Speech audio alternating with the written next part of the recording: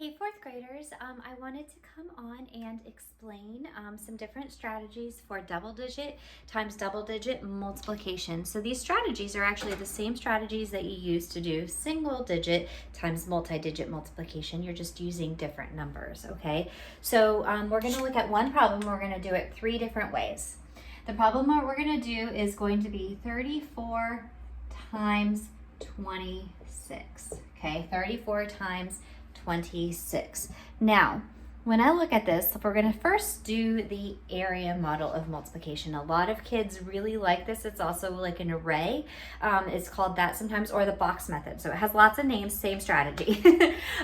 So this is where we're drawing a box. Now, when we're trying to figure out how big our box is, we want to look at our numbers. We have a double digit number times a double digit number. So my box should be 2 across by 2 down. And this is where we're going to break up our number into its place values. So we have 34, which is 34. And I always tell kids if they're confused about doing that, just say the number really slow. 34 and then 26. All right. And now I'm going to multiply. Think of this like a multiplication table, right? Where you look at what's on the top and what's on the side and multiply that into the box. So in this first box, we have 30 times 20. So we're finding partial products or part of the product. Remember, the product is the answer in a multiplication problem. So we're finding part of the product here. 30 times 20. I always look at my first number. This is called front end multiplication. And then I'll add my zeros in a second. So 3 times 2 is 6. I have 2 zeros in my factors. So my product has to have 2 zeros. All right. Now I'm going to do 20 times 4. All right, again, front end multiplication, 2 times 4 is 8. I have 1 0 in my factors, so 1 0 in my product. Now, I'm going to pause really quickly and say it does matter which box you're multiplying which numbers into, because you want to make sure that you're multiplying the right numbers correct.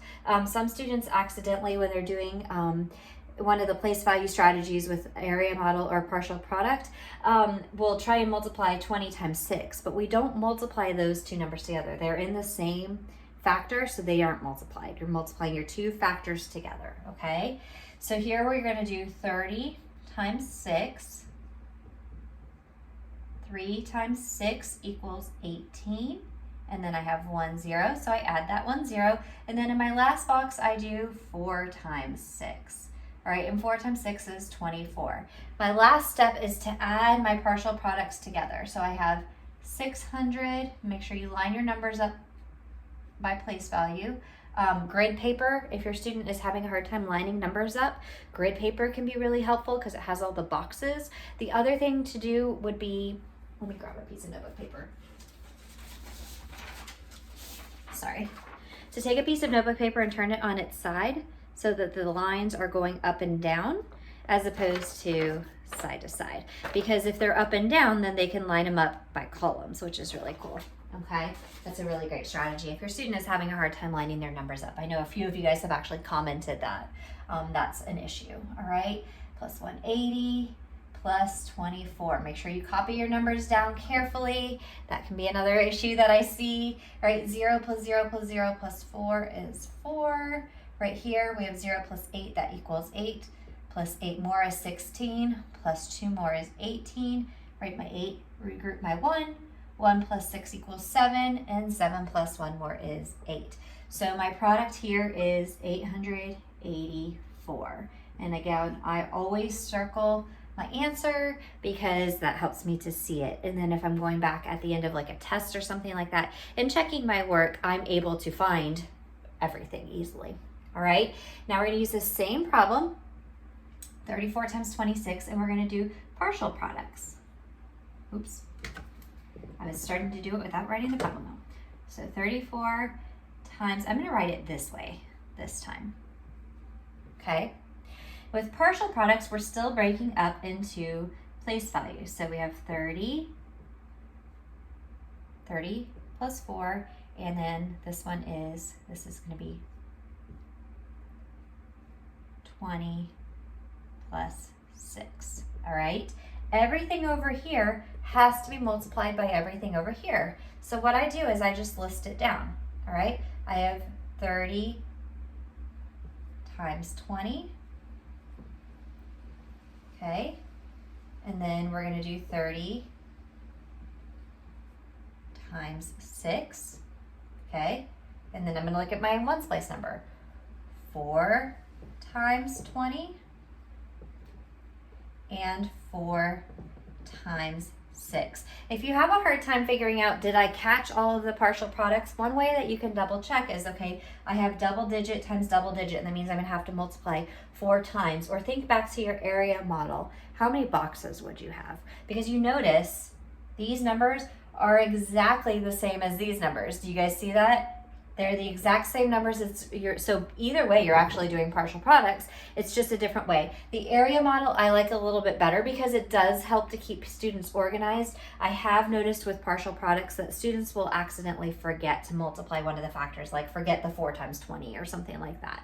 And I do also notice that students try to multiply like 30 times 4 more often than they do here, because here it's again more organized, and I really like to keep my math organized because that makes it so much easier. So when I multiply these numbers, you see I'm multiplying the same things: 30 times 20, 30 times 6, 4 times 20, 4 times 6. I'm going to get the same partial products, and I'm going to get the same answer. I'm not going to do that all out right now just for the sake of time. You can see this right here is exactly the same as what you had in your box. All right, so over here, I'm going to maybe I'll grab a different color marker just to make it a little easier to see. I am going to do what's called the standard algorithm, or the old school method of multiplication. All right, and you're doing the same thing. It's just a different way of doing it. So first you do 6 times 4. Okay, you always start with your ones place. Sometimes I like to kind of draw like a turtle head so that I can see, okay, I'm doing 6 times 4, 6 times 3. So 6 times 4 equals 24. I write my 4 and I regroup my 2. 6 times 3 equals 18 plus 2 more equals 20.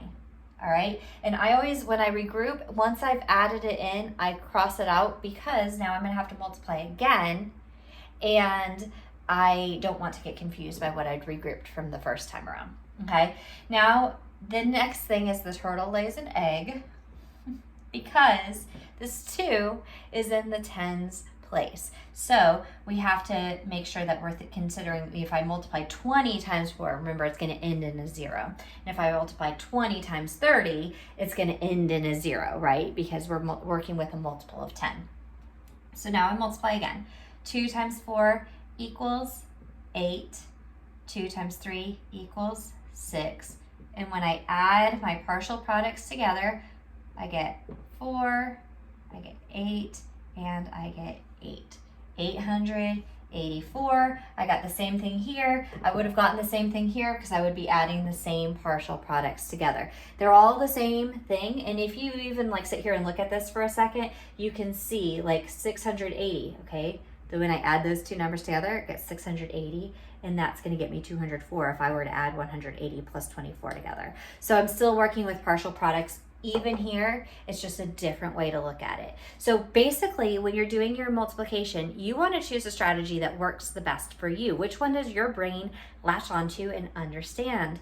That's what you want to work on. But it's important to be exposed to and understand all of the strategies, because sometimes you do have to work with partial products. You do have to be able to find a partial product. So you do need to understand how to find a partial product. And ultimately, when you're doing this strategy or this strategy, that's what you're doing here too. And you need to understand what you're doing here, not just it's a list of steps, okay? So that's why we kind of break it down a little bit first and then move to this, as opposed to just starting with this, because we want for students to understand that what you're doing right here, that you are finding partial products just the same way as you would be in these two strategies. Again, pick the strategy that works the best for you. What does your brain comprehend and understand? There are lots of other videos that I've placed here in the 4th grade toolkit that break down each strategy individually, so you can find an area model strategy. So if you're like, oh yeah, I like that area model, you can find a video about the area model. There's actually 2 really good ones that explain partial products, and then there's also one that explains the standard algorithm or old school strategy.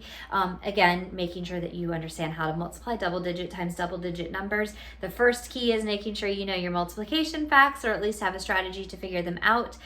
You are going to be using this skill in a lot of areas of math for 4th grade. So you do want to make sure that you really have a good solid understanding of this. This is one of our most important standards for 4th grade. And it's definitely something we want to make sure you guys master. So please reach out to your math teacher if you have any questions or concerns. I hope that this was helpful to you, and we'll be seeing you guys soon in live lessons.